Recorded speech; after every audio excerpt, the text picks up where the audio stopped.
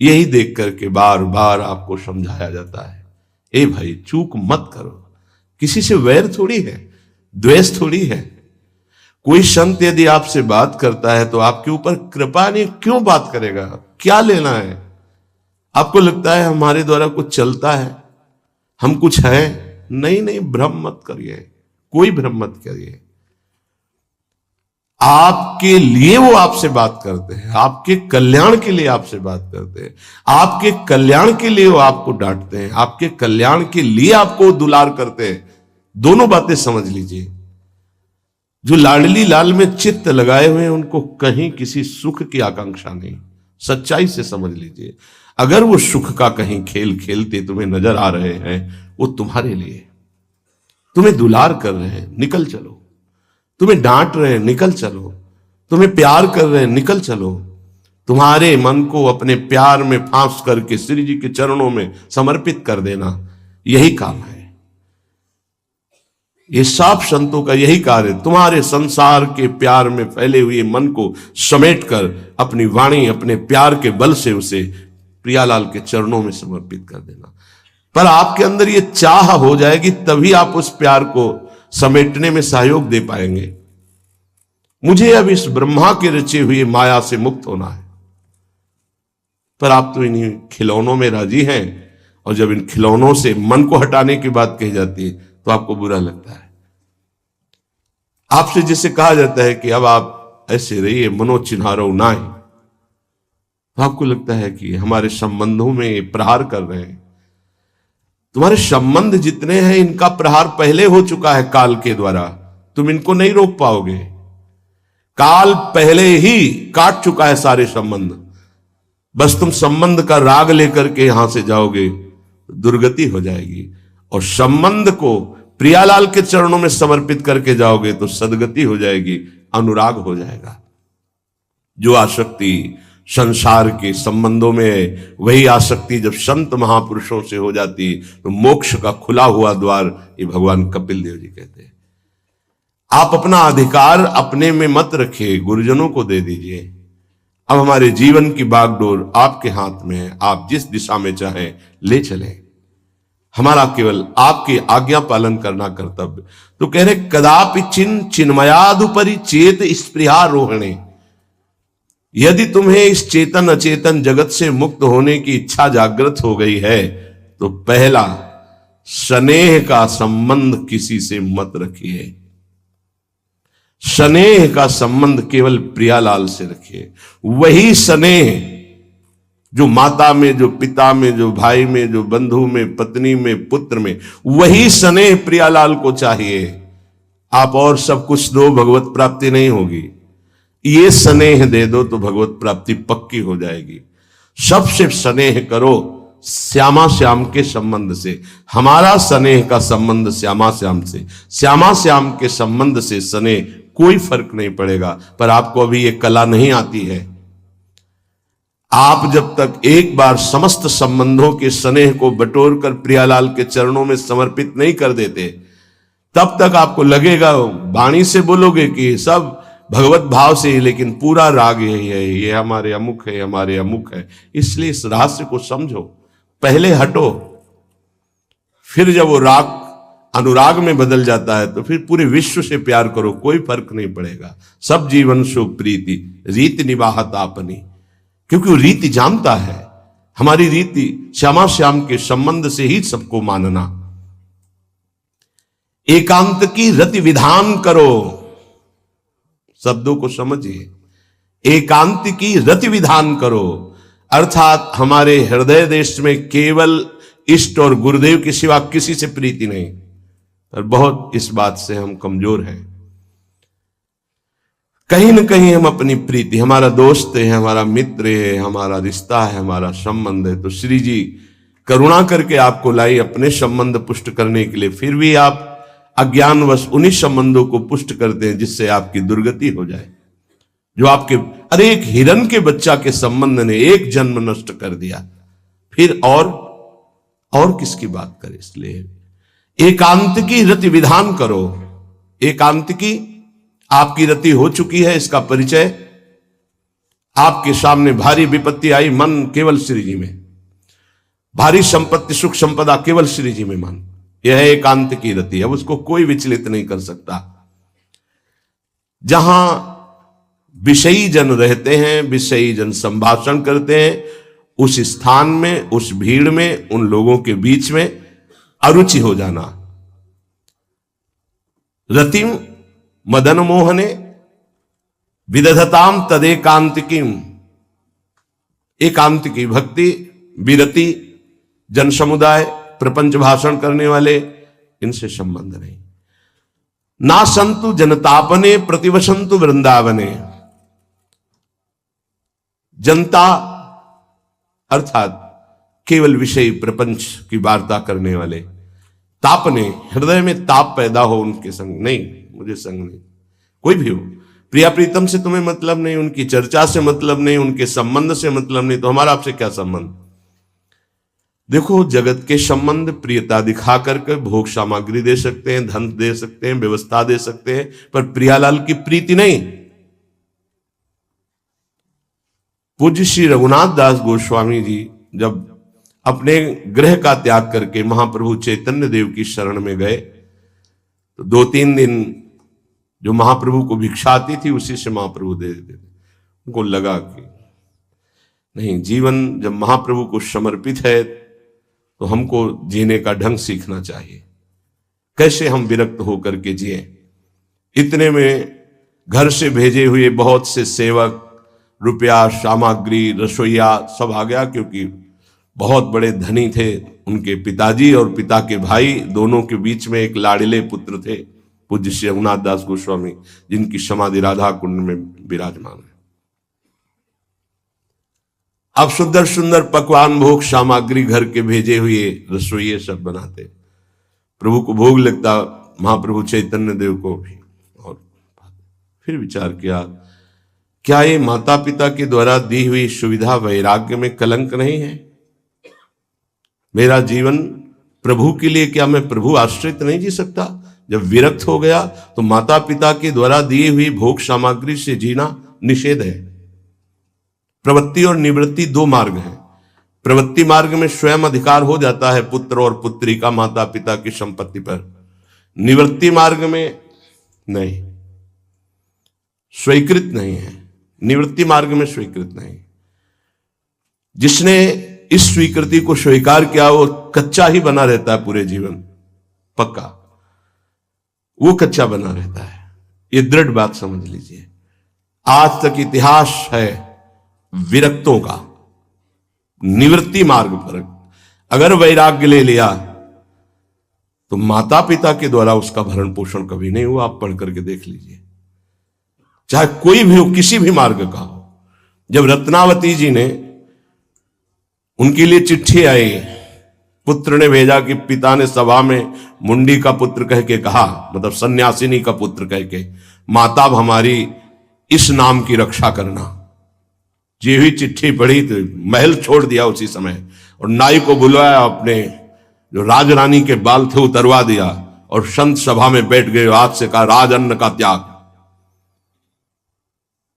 अब ग्राम नगर के द्वारा दी हुई भिक्षा के द्वारा भरण पोषण होगा, इस राजा के द्वारा दिए हुए नहीं। और पति थे माधव सिंह। जब ये बात सुनी तो उनको भयंकर क्रोध हुआ। मेरे सामने मेरी पत्नी, मेरा इस तरह का अपमान, मारने का प्रयास किया, निष्फल है। अंततो गत्वा, चरणों में हाथ रख के माथा रखा है, पढ़ के चरित्र देख लेना। नहीं इनके महल में रहूंगी, नहीं इनका भोजन पाऊंगी। विरक्त होकर के माता पिता के द्वारा भरण पोषण होना, एक बार एक भिक्षा के लिए तो अनुमति है। अगर विरक्त हो गया है, एक भिक्षा अगर माता पिता करा दे तो वो स्वीकृत है, इसके अलावा नहीं। आप चरित्रों को पढ़ के देख, सिद्धांत से नहीं चलोगे तो 4 दिन बाद फिर उसी में आ जाओगे। जब हम विरक्त हो गए, पूरे विश्व का भरण पोषण प्रभु करते, तो मेरा नहीं करेंगे क्या? आज अगर कोई जुड़ा है तो वैराग्य और भगवत प्राप्ति के लिए जुड़ा है। हमारा संबंध संसारिक नहीं, भागवतिक। जिस मार्ग में हम हैं उस मार्ग में। रघुनाथ दास गोस्वामी को 2-4 दिन हुए, फिर अंदर आग लग गई। नहीं, पिता के द्वारा दिए हुए वैभव को नहीं भोगना, वापस। अब कैसे जिए? तो जहां सिंहपौर पर जगन्नाथ जी के सब भिक्षुक खड़े होते थे, उन्हीं के बीच में खड़े हो गए। अब जो बांटते हैं तो उनका स्वभाव है लेने वालों का दौड़ दौड़ कर आगे लेना। कभी कभी मिलता उनको, शांत खड़े रहते तो पा लेते, नहीं मिलता प्रसाद तो भूखे रह जाते। फिर विचार किया, इसमें खड़े होकर के भी एक वृत्ति बनी रहती कि आने वाला देगा, ये भी ठीक नहीं। एक जगह अन्न क्षेत्र में अन्न बंटता था, वहां से जाके लाने लगे। फिर विचार किया, विवेक धैर्य नहीं लेने देता, यार हम यहां कोई सेवा तो करते नहीं, क्योंकि भरपेट अन्न पाने का जिस क्षेत्र में अधिकार है तो वहां सेवा करना जरूरी, चाहे पोछा लगा दो, चाहे पत्तल फेंक दो, कोई सेवा वहां करनी चाहिए, तभी आपका वैराग्य सुरक्षित रहेगा, नहीं तो फिर ठीक नहीं है। वहां अन्य क्षेत्र में भी छोड़ दिया भोजन लेना। आप कैसे जिए? तो रात्रि में जो महाप्रसाद गाय को डाल दिया जाता था, गाय भी छक के जब नहीं पाती थी तो वो रात्रि के 10-11 बजे निकलते और वो महाप्रसाद जो पड़ा रहता उसको उठा के लाते, जल से धोते, सड़े सड़े निकाल के चावल, फिर उसे पाते। महाप्रभु ने पूछा, गोविंद दास सेवा में रहते, गोविंद ये रघु अब क्या पाता है? बोले प्रभु बहुत वैराग्य से रह रहे। बताया तो उनका, अच्छा ऐसा अमृत अकेले अकेले पाता है, हमको कभी निमंत्रण नहीं दिया, अब हम चुपके से छीन के पाएंगे। महाप्रभु चले रात्रि के जब वो कटोरे पे इतने से चावल सही निकाल कर पानने में लगे थे, पीछे से महाप्रभु गए से लिया। अरे प्रभु आपने, उनका इतना स्वादिष्ट अमृत पाता है और मेरे को कभी निमंत्रण नहीं दिया, निहाल कर दिया। उनके लिए आया सोवत हु रसना रटे राधा कृष्ण सुनाम। वो जब सोते थे तो उनकी जबान से राधा कृष्ण राधा कृष्ण राधा कृष्ण। ये इस मार्ग के पथिक, निवृत्ति मार्ग और प्रवृत्ति मार्ग में अंतर है, आप लोग इस बात को समझें। निवृत्ति मार्ग श्री जी के भरोसे का है, आप विश्वास कीजिए। जब इष्ट के भरोसे में है तो जिनकी पलक झपकते अनंत ब्रह्मांड रचना हो जाती है, उनके लिए कोई ये बड़ी बात हो गई क्या? ये कोई बड़ी बात है उनके लिए? हम उनका भरोसा त्याग करके निवृत्ति मार्ग के हो करके और परिवार के द्वारा भरण पोषण हमारा हो, भाई ये तो नहीं समझ में आता। भरोसो दृढ़ इन चरणन के रो। निवृत्ति मार्ग तो निवृत्ति मार्ग, प्रवृत्ति मार्ग तो प्रवृत्ति मार्ग, प्रवृत्ति निवृत्ति, निवृत्ति में प्रवृत्ति, बहुत समझकर संभल कर चलना पड़ेगा। जो मार्ग भगवान ने बनाया उसके अनुसार। तो कह रहे न संतु जनता, तुम्हारा व्यवहार जनता से नहीं होना चाहिए। व्यवहार शून्य व्यवहार है, ध्यान रखना। दसियों हजार लोगों के दर्शन होते हैं, एक का भी परिचय नहीं है।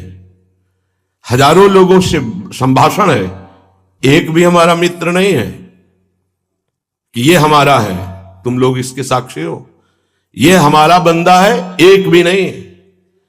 साफ श्री जी के हो, श्री जी से संबंध है, मैं सिर्फ एक नौकर हूं, श्री जी की बात आपको बता देता हूं, आपकी बात श्री जी को बता देता हूं, हमारे श्री जी इसके सिवा कोई नहीं। एकांत की रति, जनता से संबंध रहित, श्री जी के संबंध से सब जीवन सो प्रीति। श्री वृंदावन में वह चिदानंद रस को प्राप्त होता है, यह है रहनी। वृंदावन इह विधि बसे तज के सब अभिमान, तृणते नीचो आपको जाने सोई जान। ये समझ जाओ किस बात का आश्रय लिए हो। जिनको ब्रह्मांड रचने में सेकेंड नहीं लगा है, वो हमारी प्रियाजू के अधीन है।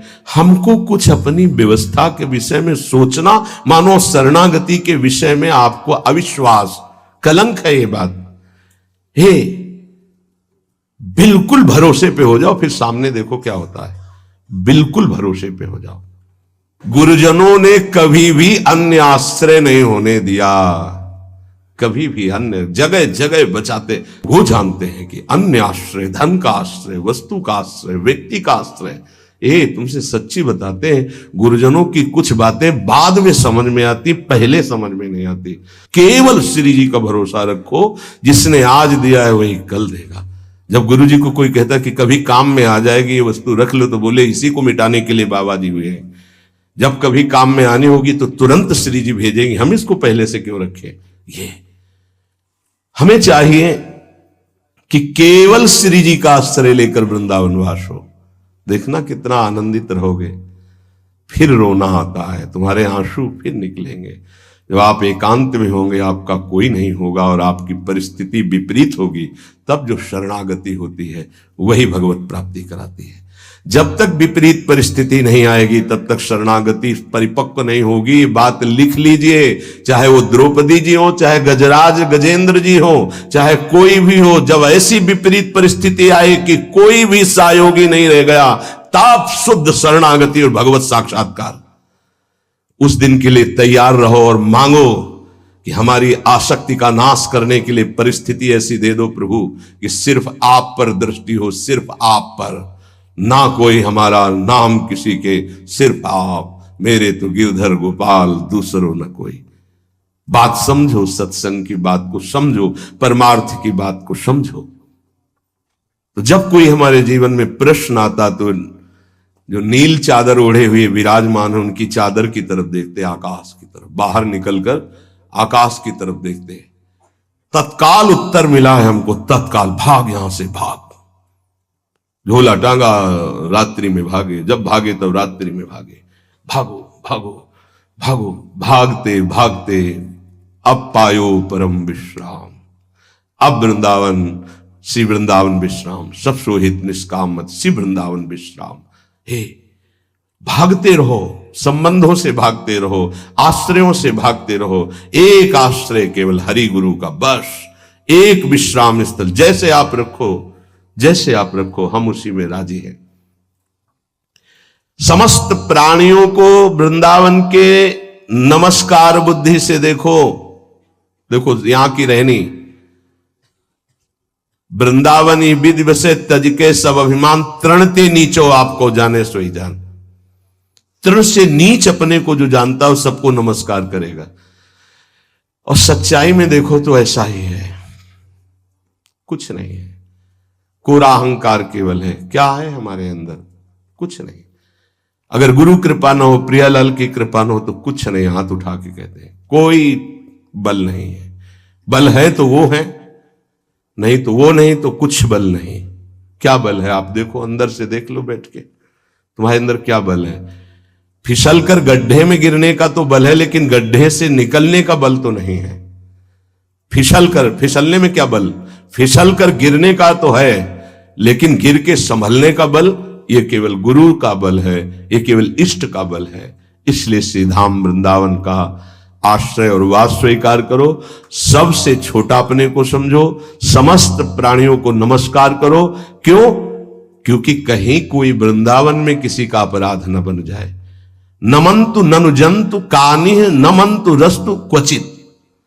कहीं ऐसा ना हो जाए यहां किसी भी जंतु का, किसी भी जीव का, किसी भी शरीरधारी का अपराध न बन जाए। अगर वृंदावन में कोई अपराध ना बनने पावे और सबको हम नमस्कार करके रहें और श्री जी का केवल भरोसा रहे, तो आप चमत्कार देख लेंगे। अध्यात्म आपके अंदर प्रकाशित हो जाएगा। जैसे जैसे अध्यात्म प्रकाशित होता है वैसे वैसे शांत होता चला जाता है, मन शांत होता चला जाता है, कोई वासना हृदय में नहीं रहती। पूज्यपाद श्री उड़िया बाबा जी महाराज से प्रश्न किया, पीछे वर्णन किया गया था कि बड़े बड़े महापुरुषों की ये लोग निंदा क्यों करने लगते हैं, क्यों द्वेष करने लगते हैं? वो तो किसी से द्वेष नहीं करते। जितने महापुरुष हुए उनकी निंदा हुई है, वर्तमान में जितने हैं तो आप देख लो सैकड़ों अगर नमस्कार करने वाले तो कुछ निंदक आपको मिलेंगे। ऐसा क्यों होता है? क्योंकि संत तो किसी से द्वेष नहीं करते, द्रोह तो उनके हृदय में होता नहीं। अद्वेष्टा सर्वभूतानाम, फिर ये क्यों होता है? निंदा क्यों कहते हैं? तो कहते हैं भगवान की दो शक्तियां हैं, एक है माया और एक है प्रेम भक्ति। जो प्रेम भक्ति से विमुख, उनके हृदय में माया शक्ति का प्रभाव रहता है। यद्यपि उनका द्वेष भी इसी से होता है। उनकी महानता देख करके वो वहां चल तो सकते नहीं, तो उनका द्वेष बन जाता है। महानता देख करके उसमें चल नहीं पाएंगे। जैसे कहावत में आता है कि एक ने अंगूर को बहुत कोशिश की पाने की, जब नहीं मिले तो कहा खट्टे हैं, प्रयास किया लेकिन नहीं मिला। तो उनका प्रयास माया जनित है, तो प्रेम या भक्ति या सद्गुण या भगवद आश्रय नहीं धारण कर पाते, तो उनको द्रोह हो जाता है संतों से। आप नरसिंह मेहता जी का चरित्र देखिए, बड़े बड़े भक्तों का, उन्हीं के गांव के लोग, उन्हीं के घर के परिवार के जनों ने ही द्रोह पैदा कर दिया, द्वेष, निंदा, मारने की चेष्टा, अपमान, ऐसे। अच्छा सोचो, उड़िया बाबा जैसे महापुरुष से क्या कभी ऐसा हो सकता है कि उनके मारने के लिए आदमी लगा दे? विचार करके देखो। पैसा देकर भेजा गया था कि सत्संग में जाके नाक काट लो। वो आदमी चुपचाप चाकू लेकर के आया और प्रणाम के बहाने तो संतों के सामने कौन रोकता, तत्काल चाकू निकाली और जे भी मारा तो हाथ पकड़ते पकड़ते चावल भर नाक में चल, मतलब थोड़ा सा ऐसे खून निकलने लगा, ऐसे बाबा ने रोका, पकड़ा और गुफा में ले गए। आज भी गुफा नीचे जो बनी हुई, बैठे और गरम दूध चीनी डाल के मंगवाया, पिलाया और कहा धैर्य धारण करो, बिल्कुल डरो मत, तुम्हें कोई नहीं मारेगा, तुमने ऐसा क्यों किया? तो रो पड़ा संत कृपा देख के और कहा बाबा मुझे इतने 1000 रुपए देने की बात कही गई थी कि बाबा मैं गरीब आदमी हूं, पैसे के लोभ से बुद्धि मारी गई। उन्होंने कहा बस तुम ऐसे नाक में चाकू मार देना ऐसा। बाबा ने कहा कोई बात नहीं, कहां से आए हो? बोले हाथरस के हैं।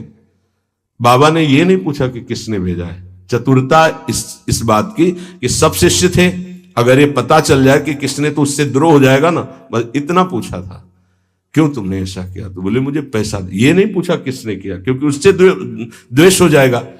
अपने शिष्यों से कहा शपथ है हमारी, इसे डांटना भी नहीं और हाथरस की बस में सुरक्षित बैठाल करके आओ, चलो जाओ।